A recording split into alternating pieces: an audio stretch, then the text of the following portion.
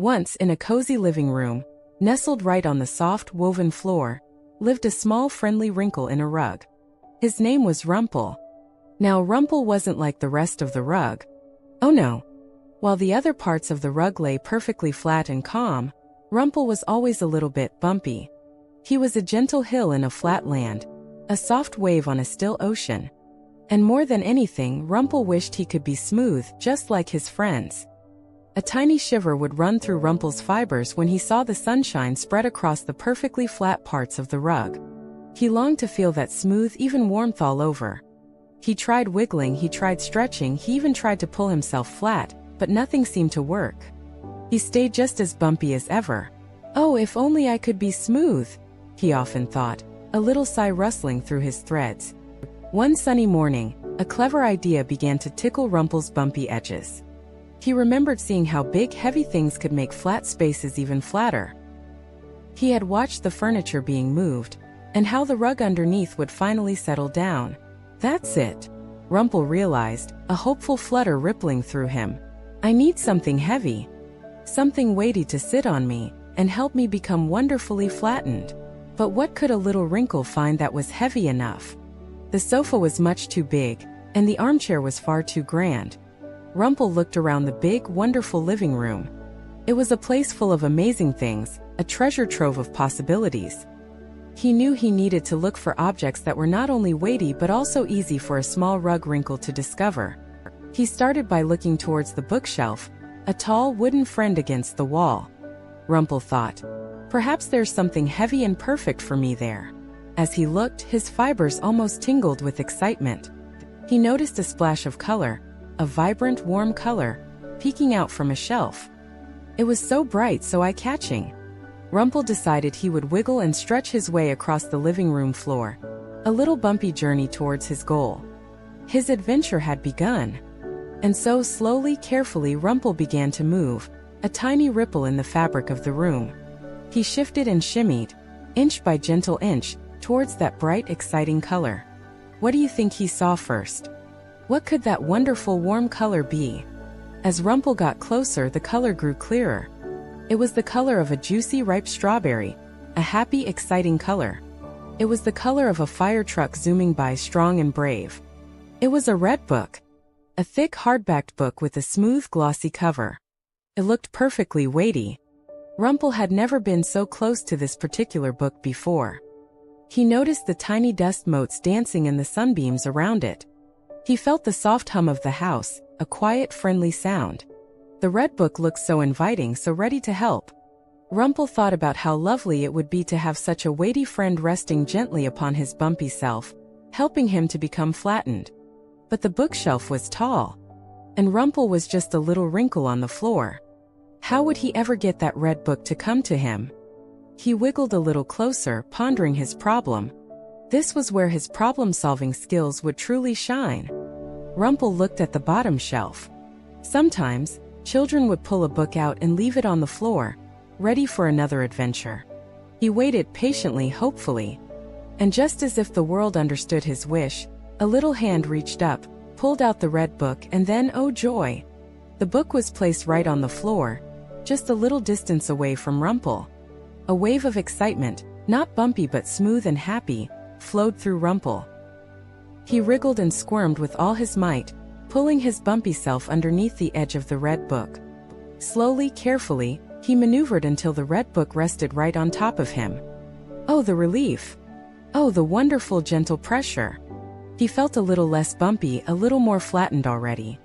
The red book was doing a marvelous job. But Rumple knew he needed more. He was still a bit bumpy in other places. He needed more weighty helpers. He lifted a tiny corner of himself, just enough to peek out from under the red book. Where should he look next? He looked across the room, past the fluffy carpet and the shining wooden floorboards. His eyes, if a rug wrinkle could have eyes, scanned the toys scattered near the window. He noticed another bright, beautiful color, different from the warm red. This one was cool and calm, like the deepest part of a clear sky on a summer day. Another weighty friend, perhaps? Rumple thought, a little flutter of hope returning. He knew he had to carefully shift the red book off him gently so it wouldn't fall over. Problem solving again. He pushed and pulled with his threads, slowly easing himself out from under the red book. It was a little tricky, but Rumple was determined. He remembered his goal, to be smooth. Once free, Rumple began his journey again, a gentle wave across the floor, heading towards the cool, calm color. On rolled the little Wrinkle, bumpity-bump over the path of the rug. He moved past a soft, fuzzy blanket, past a stray sock, all the while keeping his focus on that lovely color by the window. What do you think this new color could be? What calm and cool friend was waiting for Rumple? As he approached, the color revealed itself. It was the color of a wide, endless ocean, vast and peaceful. It was the color of a clear morning sky, stretching out forever. It was blue. And what was that blue thing? It was a sturdy toy truck. A shiny, bright blue toy truck, looking very strong and very weighty. Rumple admired the toy truck. It had big round wheels and a smooth, hard body. It looked perfectly capable of helping a little Wrinkle become flattened. Rumple could almost feel himself becoming smoother just by looking at it. But the truck was sitting neatly by the window, not quite on his path. How would he get it to help him? Rumple saw that the truck had a little string attached to its front, a string that children used to pull it around. Another problem to solve. He couldn't pull the string himself. He looked around again, thinking hard. This problem-solving was tiring, but also exciting. He felt a little spark of determination. Just then, a small, curious cat padded into the room. The cat saw the string of the blue toy truck. With a playful flick of its paw, the cat batted the string. The blue toy truck rolled a tiny bit, then a tiny bit more until with a soft thud, it came to rest right on the edge of Rumple. Oh, thank you, friend, Rumple thought, even though the cat hadn't known it was helping. It was a wonderful surprise. He wiggled and pushed, carefully, slowly, guiding the blue toy truck until it sat perfectly on another bumpy part of himself. Now he had the red book on one part, and the blue toy truck on another. He felt even more flattened, even more delightfully smooth. Two weighty friends were helping him. But Rumple still felt a small, stubborn, bumpy spot. He knew he needed one more helper, one more weighty object to complete his mission. He peeked out from under the red book and the blue truck, a determined Wrinkle on a quest. He scanned the room once more. Past the cheerful patterned curtains, past the tall, leafy plant in the corner, his gaze settled on something soft and inviting on the sofa. It was a gentle color, like the fresh leaves on a tree in spring, or the soft blades of grass in a sunny field. It looked so comfortable, and perhaps, just perhaps, it was weighty enough. Rumple carefully wiggled out from under his two helpful friends. It was becoming easier now, this dance of moving and settling. He felt a little bit smoother as he moved, a sign that his problem-solving was truly working. On rolled the little Wrinkle, bumpity-bump over the path of the rug, this time heading towards the soft, gentle color. What could this third, lovely color be?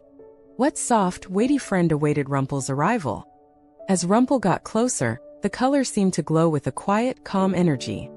It was the color of a forest filled with tall, whispering trees, a place of peace and quiet. It was the color of a plump, juicy pea pod, fresh from the garden. It was green. And resting on the sofa, looking incredibly soft and perhaps a little weighty, was a big, fluffy green pillow. Rumple looked up at the sofa. Oh dear. The sofa was much too high for him. He couldn't possibly wiggle all the way up there.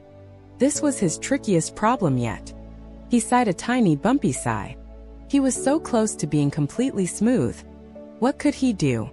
He waited, watching the green pillow. He thought about all the ways things moved in the living room.